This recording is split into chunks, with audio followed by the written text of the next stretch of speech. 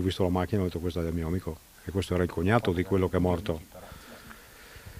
L'ho chiamato al telefono e mi ha risposto e mi fa tirami fuori di qua, tirami fuori. Ho detto ma come faccio a venire a tirarti fuori che c'è tutto, è crollato tutto, ma tirami fuori, 3 volte me l'ha detto. Le urla disperate che echeggiavano in via Sattarini erano quelle di Roberto Sartori, uno dei superstiti della tragica esplosione avvenuta a Negrar di Valpollicella, nella frazione collinale di Prun, paese di 500 anime.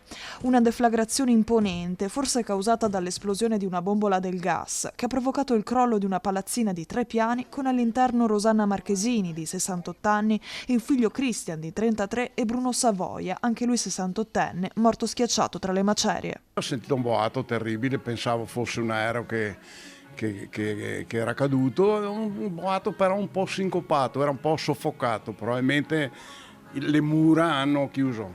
Siamo corsi là immediatamente un nuvolone appena di polvere, appena che si è disperso abbiamo visto il disastro. Rosanna, il figlio Christian e il cognato Roberto sono sopravvissuti per miracolo, così lo ha definito il sindaco di Negrar, Fausto Rossignoli, e ora si trovano all'ospedale Borgo Trento fortunatamente fuori pericolo.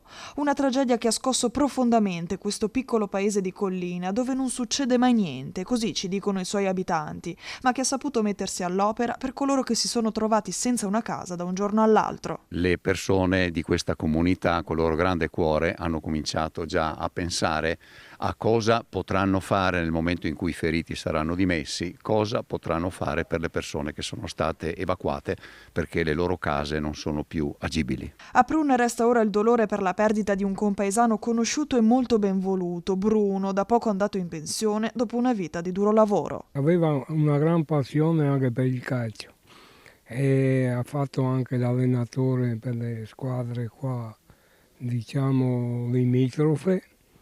Era una passione condivisa anche con me.